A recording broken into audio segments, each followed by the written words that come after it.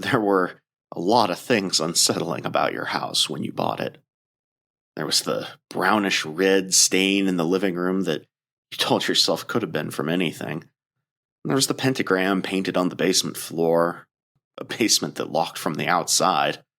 And, of course, the usual used needles strewn about, along with old, strange Polaroids. All that stuff you just got rid of. But the one thing you did keep was an old suitcase you found up in the crawl space. You don't believe in ghosts, or you wouldn't have bought the house, the way it was, but that suitcase, it felt like that was there to ward something terrible off. So you held on to it for many years, at least until your overbearing aunt had to stay with you. You told her not to touch anything, but of course she didn't listen. The suitcase was lost in one of her just straightening up whirlwinds that left your house devastated. But by then you'd stopped worrying so much, and you didn't think much about the old suitcase at all anymore. Until one night, when you heard the unmistakable sounds of something coming up from the basement stairs. Oh, you wish you'd kept the lock now, as you lay in bed trying to convince yourself that you're imagining it. But no, you hear the door creak open, followed by footsteps coming down your hallway. Whatever it is stops outside your bedroom door. You wait for it to go away, but it doesn't. Your phone was left charging in the living room. It's the only way you can keep your screen time down before bed, so whatever this is, you've got to deal with it yourself. You remember then that on your bookshelf, you've got your childhood Bible, and you decide to try something desperate. You start ripping out the pages and stuffing them under the door, and with each page you tear, you hear the thing retreat until it's all the way back down the stairs. The next day, you go out and you buy more Bibles, a whole suitcase worth. And when you're done, you put your creation up in the basement ceiling in the crawl space, where no one will find it and get rid of it. And that way, whoever moves in after you will be safe from the podcast inside your house. By Annie Marie Morgan and Kevin Schrock, with today's story written by Annie Marie Morgan. But first, before we get to our main story, we'd like to offer you a preview of a show we think you might love. Ooh, new October Pod promos. Let's hear what we've got. October Pod AM. Retro horror for bold individualists. Listen bi-weekly wherever you get podcasts. Subscribe to October Pod Home Video for true-ish, and classic tales of horror and the paranormal. New videos each month, only on YouTube. For retro horror of impeccable taste, listen to Octoberpod AM, wherever you get podcasts. You're listening to the smooth sounds of retro horror on Octoberpod AM, with your host Edward October, the best horror narrator, wherever you get podcasts. Stay spooky, mes amis. Wow, that was weird. Tape must have gotten possessed. I hate when that happens. OctoberPodVHS.com. Episode 8. If These Walls Could Talk. The cabin in the woods had been abandoned for years. But one night, a candle burned in the window. The candle burned in the window of the living room, which had not been used for its named purpose in so many years. Only dead things lurked there now. The skeleton of an opossum, the severed head of a rabbit brought in by a cat the day before, and the bloating carcass of an old raccoon. Countless insects as well, but those had lived and died in multitudes before the cabin had become what it was. The candle had been lit by a young woman. As she sat by the window, the cabin was reminded of a girl that had lived there years before. Her name had been Elizabeth, and the cabin had seen her grow up. The molding at the threshold of the kitchen still bore the marks of different milestones the girl had etched into the wall as she hit new heights. The far wall where the fireplace lay had been scribbled on by Elizabeth as a child, and the wall leading into the kitchen had had a hole knocked into it during a party she'd thrown before she moved away. Elizabeth had worn her brown hair in a long braid, and this girl did as well. Elizabeth had spent many nights at that same window, watching the woods outside as a fire blazed in the living room.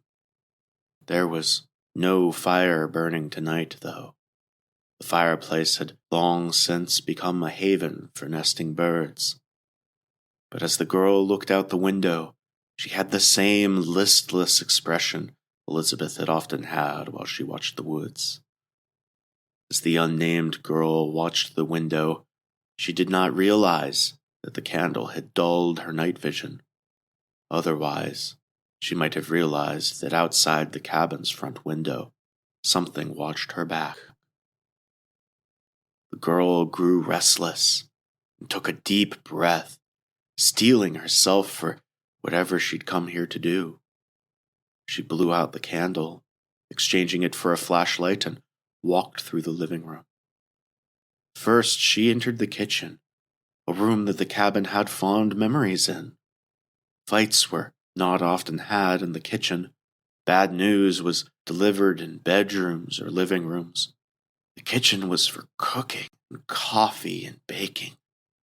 One family had lived in the cabin only briefly, but they had loved the kitchen deeply.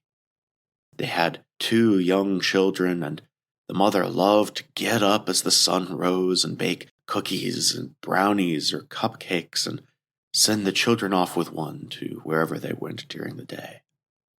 The kitchen had been her favorite room. Quiet mornings were had in that kitchen. Many of the adults who inhabited the cabin throughout its long life would sit in that kitchen and drink their coffee as they watched the forest outside. The kitchen window was perhaps the most loved in the cabin. It overlooked the backyard where the cabin's first owners had cleared the land to plant trees of their choice. There were magenta Japanese maples, a weeping cherry tree that flowered so lovely in the spring, and a few waxy magnolias. They'd planted a trellis with wisteria as well, which had since run rampant across the property. The years had bridged the gap between the old forest and the new landscaping, and now the two mixed together, indistinguishable. The view had inspired all of the residents of the cabin at one point or another, but the girl in the kitchen could not see the view, nor could she see that the beast lurking outside had moved to follow her, to peer at her from this window as well, with its many, many eyes. The girl did not find what she was looking for in the kitchen. She moved back out to the wood-paneled hallway and into the first bedroom. The roof had collapsed in that room, so she did not venture very far in, but she looked as if she wanted to. She tested the spongy floor, which was wet from the open ceiling and weighed down from the fallen roof. She looked as if she might chance it, but a wet snap under her feet pulled her back. Then a wet snap from the other side of the room called her to attention.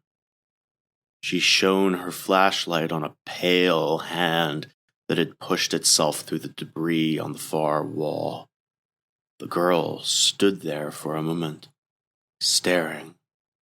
And then, as the hand was joined not by one but by 2 more, she stood and walked calmly out of the room. She did not go outside and run to her car. They never did. In its many years, the cabin had become more than a cabin, but it could not act or move. It willed the girl to go outside, to leave, but she did not. She walked into the second bedroom, the one that had been the children's bedroom so recently. 2 twin boys had lived there, and the cabin's memories of the boys giggling and playing and staying up late were slowly becoming outnumbered by the cabin's memories of screaming and crying. The beast with its many hands never came in through the doors, perhaps because it could not. The beast crawled on its hands and knees through all the debris, too tall to walk through the cabin as it moved down the hallway. The cabin could feel it change in shape, the eyes shifting over its body, and the number of hands never staying quite the same. In the bedroom, the girl was shaking, but did not move to hide. It was only when the beast appeared around the corner and her light locked on its fleshy form that she looked ready to act. "Be not afraid, child," the beast said as it hauled more of its bony body through the threshold of the door. And as the beast spoke, the girl seemed to finally sober to her surroundings. What are you?" she asked it. "I am half like you," the creature told her. "and I am half something else. You would not understand." It said through its human mouth on a very inhuman face. "Where am I?" she asked. What am I doing here? I don't even remember coming here. What is this place?" The beast cut her questions off as it slothed closer. "I called you here, and you listened," it said. "You are here for something very special."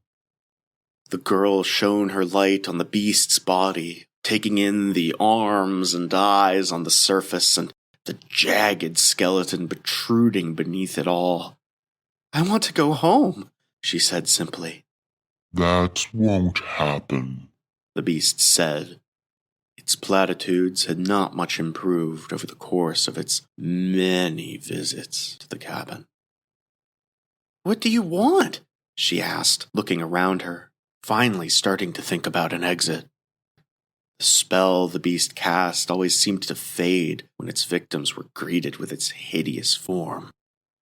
The cabin did not have any doors in that room, though the walls were being covered with vines from the outside. They worked every day to crumble through the brick, but it would be many years before anything would be able to escape that room. "I want to help," the beast told her. "Then let me leave," the girl answered. "I don't want to help you," the beast said. "I want to help humanity." "I'm human," the girl said. "Yes, you are," the beast said. "These eyes can see that, but these eyes see many things." The beast then rolled an eye out of its shoulder and down its arm, holding it up to her, and she stared at it, clasped in one of the creature's human hands. What she saw there, what any of them saw there, the cabin did not know. As she gazed into the eye, the beast said simply, "I'm sorry." "No," she said, but appeared to be gazing into the eye, not listening to the mouth. That's not possible," "Come here, child," the beast said, and the spell she'd been under seemed to come over her again. "It's going to be better." The girl wiped a tear from her eye and walked closer to the beast, stepping over the spongy floor. She wrinkled her nose and looked down, considering the floor. She had noticed, strangely for the first time, the foul odor that seemed to fill the cabin. But that did not stop her from walking into the beast's open arms. There, the beast said as it held her. Then it placed its arms over her body and brushed lightly on her hair. it will be done soon. And with that, the beast's many arms constricted. The grip on her hair had tightened into a grip on her skull, and in just a split second, the arms all spasmed closer to the beast's bony body, and the cabin heard a series of crunches and cracks as blood sprayed over the ceiling and the floor and the walls. And when the blood slowed, the creature loosed its grip on the girl's carcass. It carried her through the hallway, tracing over a trail that was already dustless and still red. It carried her outside to the cellar door. It was a lovely night, warm and full of the sounds of insects singing. The girl would have appreciated the night if she'd still had ears with which to listen, or eyes to look up at the stars. The beast threw open the storm door and gazed down at its previous victims. It held what was left of the girl for just a moment and said, Your death will save many. Before it threw her onto the pile of rotting carcasses. The cabin wondered if she could hear the creature in some way. After all, the cabin itself had not always been able to hear. But if she could, the beast's words were of little comfort to the wet, flimsy body on that pile of bones. The words were of little comfort to the cabin as well.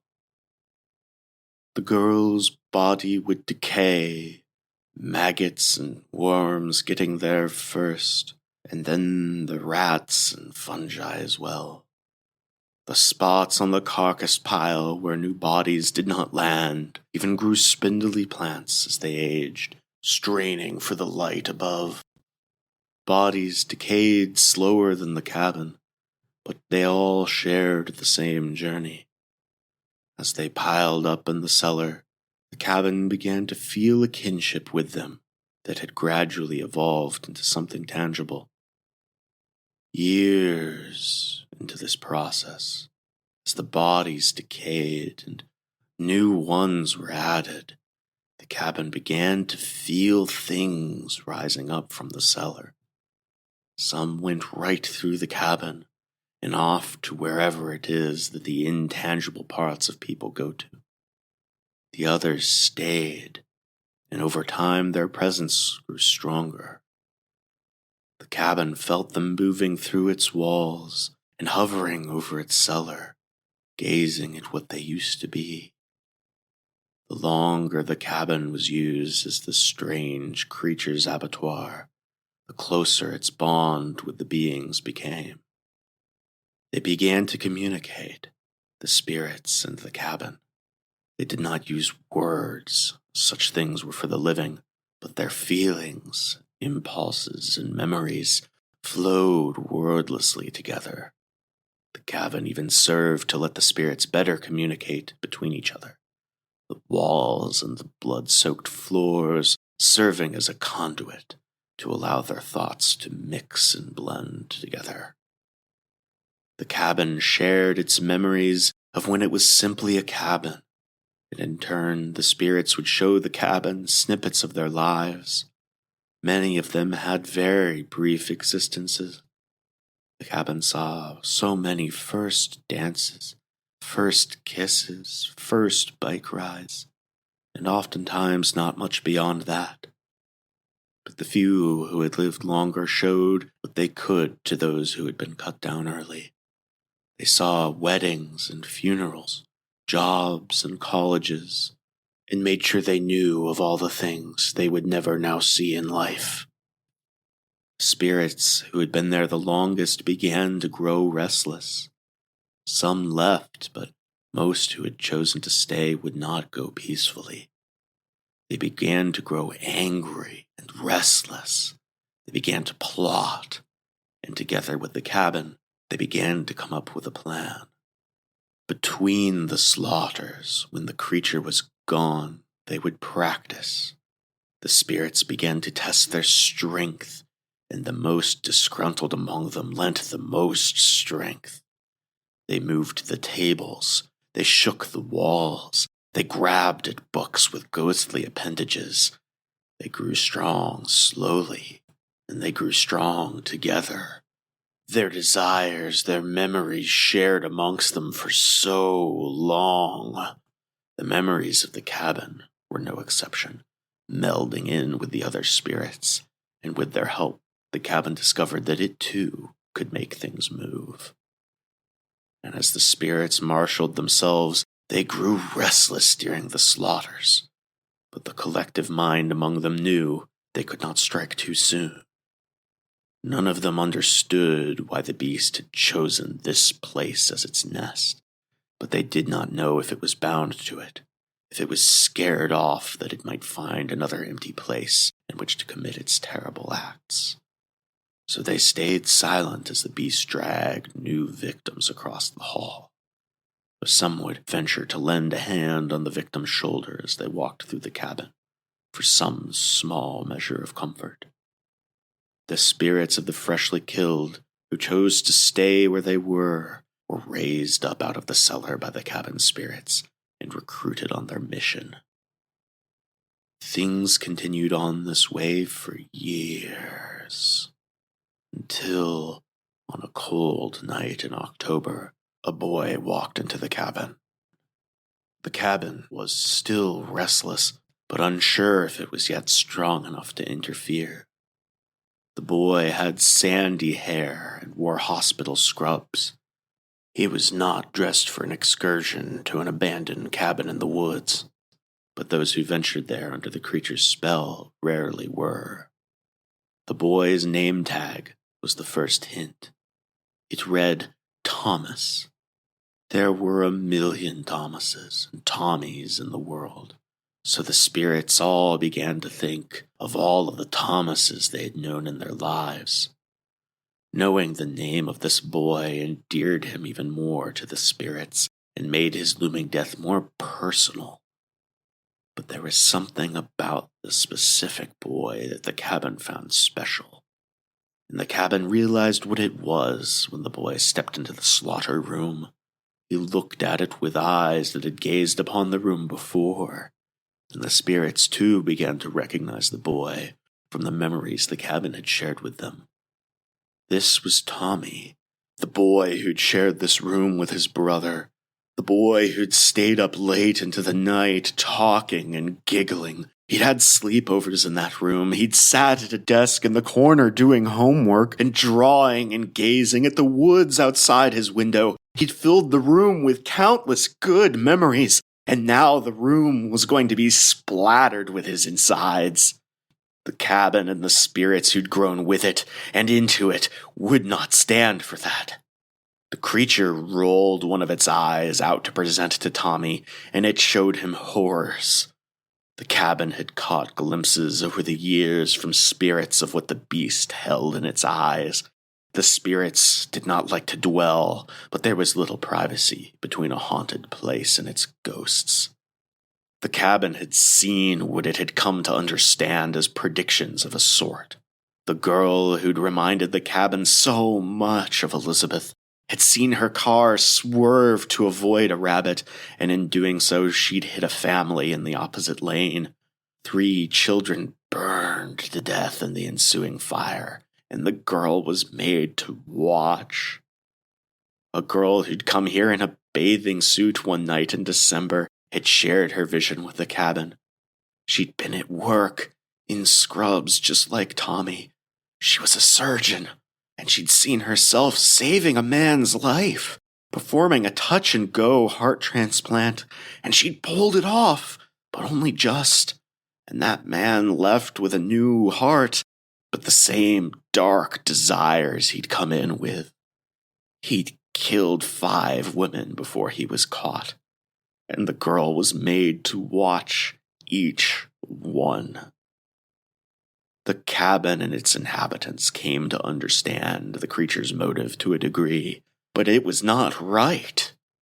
Why not kill the man who killed the woman instead of the surgeon who saved him? If it could see events unfolding, why not try and influence them in a different way? Perhaps the creature was not a prophet at all, and it only wanted to show its victims something awful before it ended them. Or perhaps it enjoyed playing God, but speculating on the motives of some monstrosity was not something that the cabin and its haunts spent much time on. And even if the creature was something cursed with seeing into the future, whatever it was trying to prevent did not seem to justify the carnage that it left behind. Tommy had finished washing whatever the eye showed him. He seemed more sober than the others. "I would never do that!" he yelled, coming out of his stupor quickly, and violently he swung his flashlight at the beast, but it stopped the blow effortlessly with one of its many hands.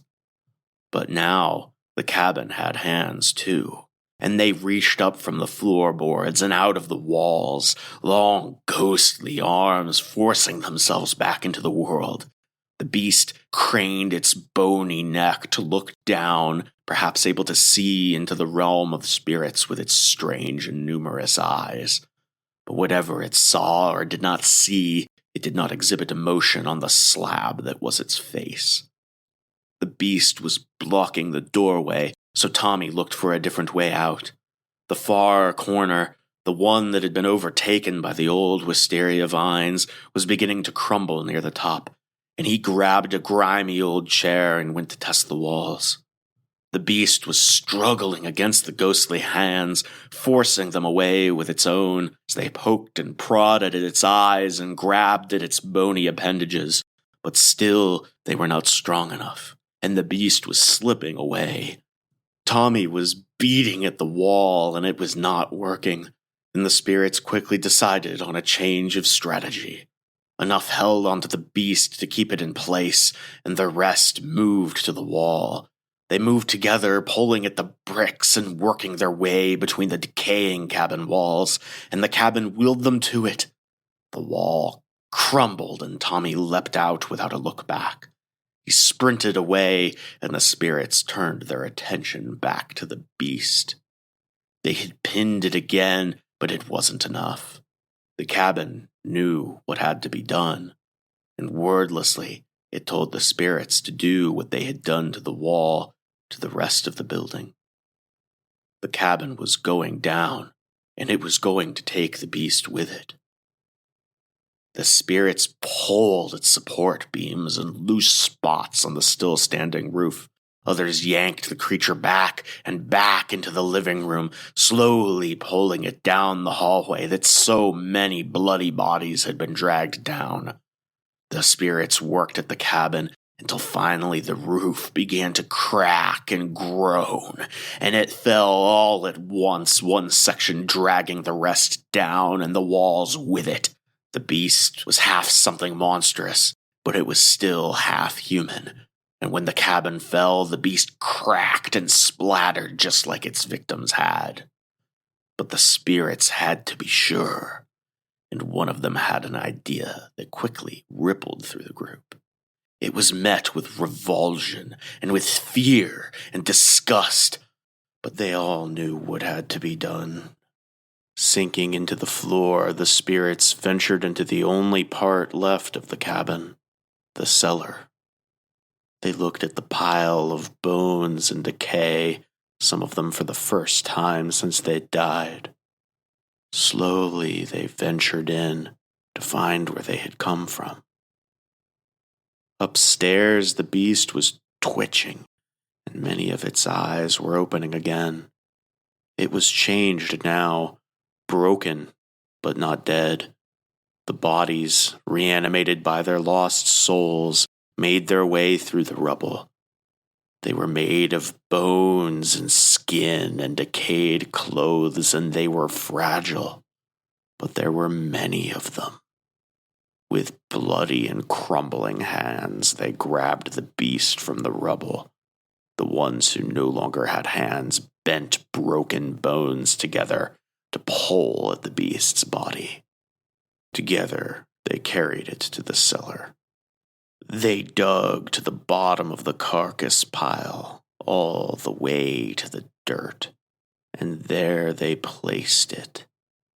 Then they crawled over top, burying it under its victims who had been denied the same courtesy. And with that, the pressure of the fallen roof exceeded what the floor could hold, and the cabin crumbled over top of it all.